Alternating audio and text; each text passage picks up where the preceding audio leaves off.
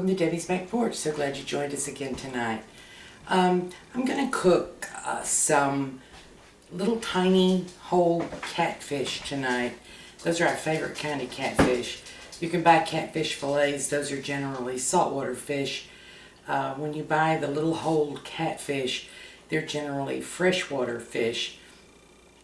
Fred's always called them channel cats. I'm not quite sure, but that's what I call them too, and we love them.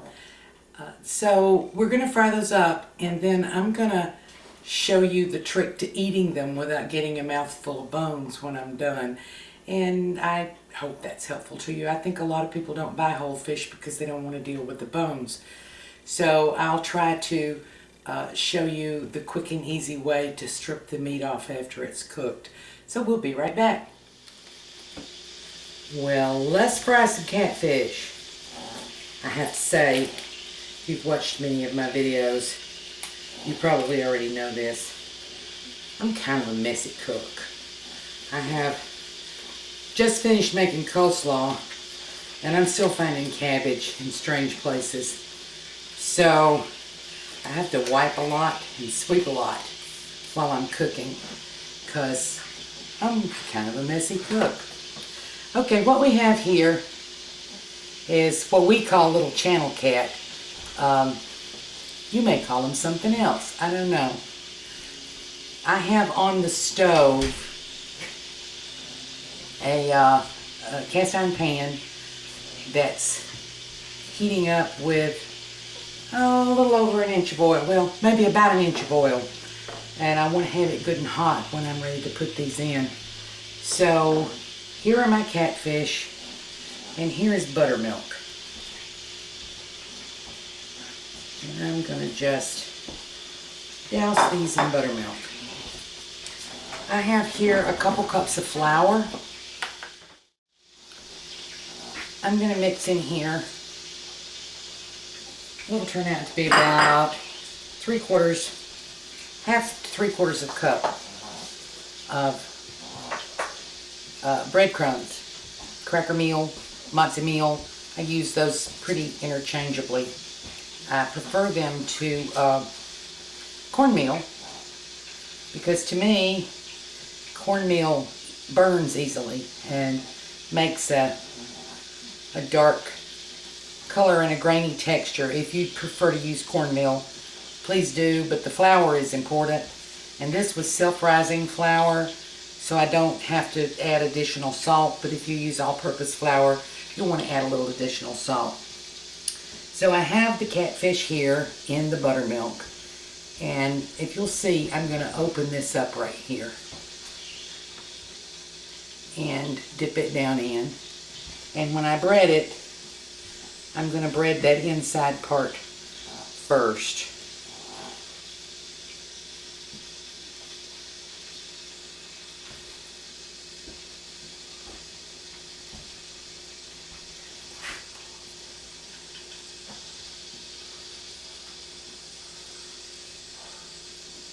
I have 4 of these here, and I'll have to fry them 2 at a time because of my pan. So I'm going to go through this process with you with these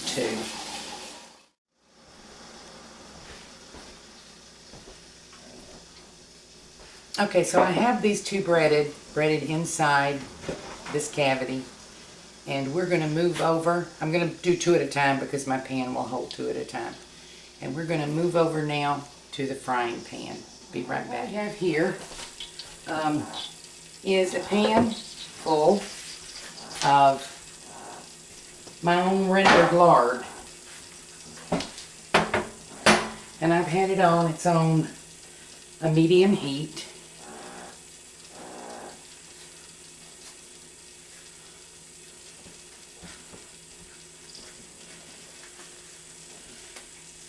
We want to test the temperature before we put food in for frying.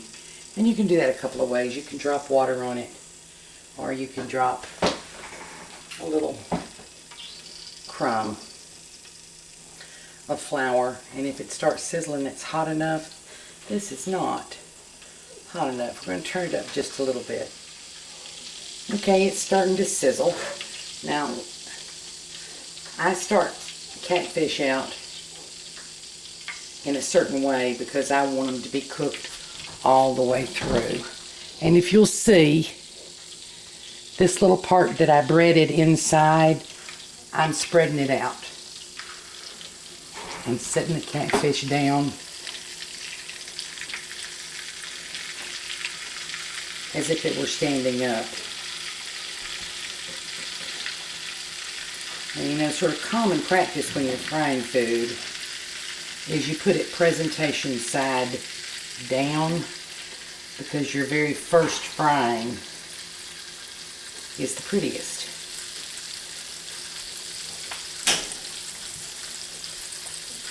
But I opened them up like that because otherwise you have to have the oil very deep to be sure that it cooks inside. And nobody wants to run across a not done piece of catfish.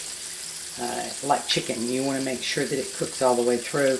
And I just found that it cooks better that way. I don't cover catfish like I do chicken. I let it just fry. And I'm going to watch it here and keep it on a medium to medium high temp. And we'll come back and I'll show you how you know when it's time to turn it. Okay, here we are.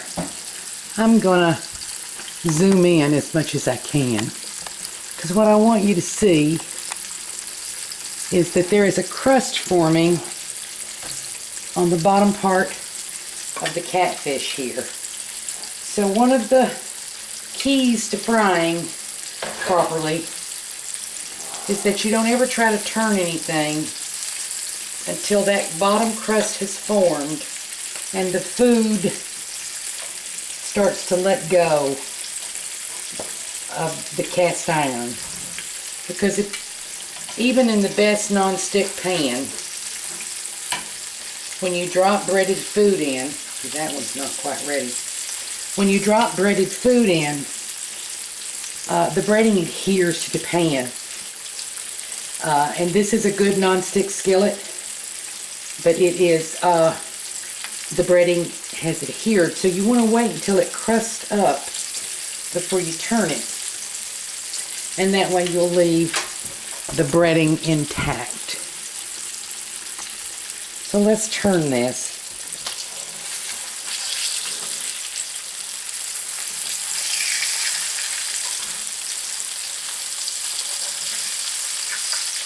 And I'll see if this one is loosened enough to turn.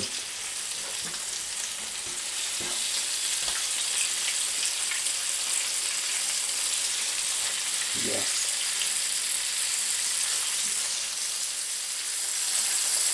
It doesn't have to cook long, but it does have to cook done. And I don't know how to tell you how long that is because it depends on the size of the fish. But if you're cooking it at about a medium to just a little above a medium heat, when the outside is crispy, the inside is done. And if you'll see, let's see if I can show you.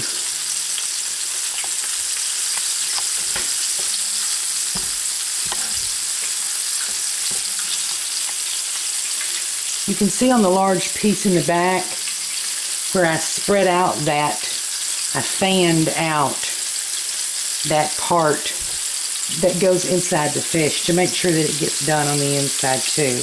And it actually makes a pretty presentation. So we'll come back when it's time to make the next turn.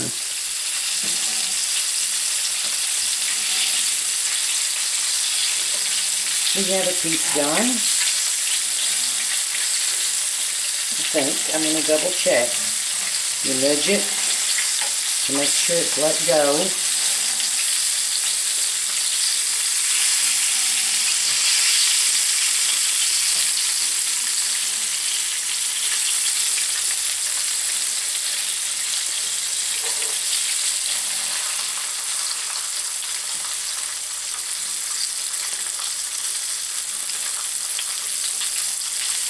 This piece is not done.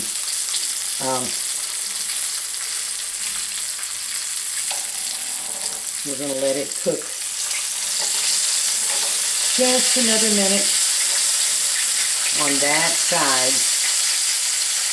Then I cook the other two in the same way, and I'll come back to you. Well, here you have fried catfish, hush puppies, and homemade coleslaw. What could be any better? Thank you for joining us on Debbie's Back Porch. Please join us again tomorrow, and if you hang around when this video's done, I'm going to show you how to eat catfish without getting a mouthful of bones.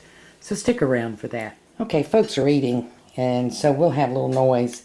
But I wanted to take just a minute for those of you who hung around to show you that there is a trick to eating whole catfish without getting a mouthful of bones. If you look along the back here, let's see if I can get just a little bit closer. Okay. Along the back here, there's a little ridge of small bones, and then there are rib bones going down. So if you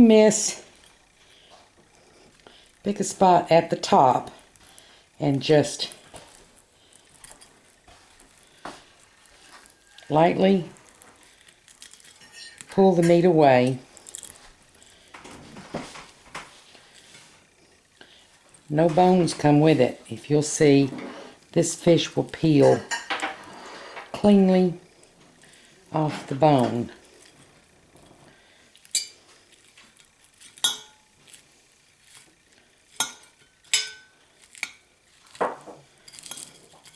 Then flip it over.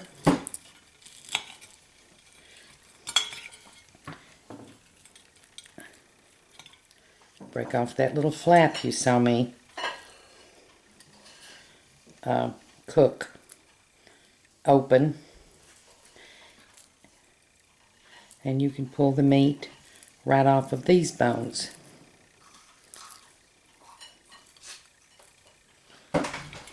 And you flipped it over. Here's the top.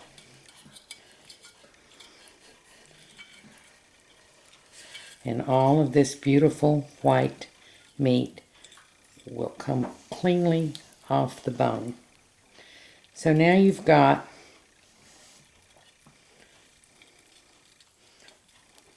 a lovely plate of boneless fried fish. And I know it looks kind of messy right now, but all of this fish here is bone free. And then of course then you can see how to pull the rest of this off. And you know, if you like fish, there's really nothing better than properly fried catfish. It's a very white meat, very light in flavor, I believe, but definitely fish. I'm not one to eat fish that tastes like chicken. So thank you for joining us. I hope that helped.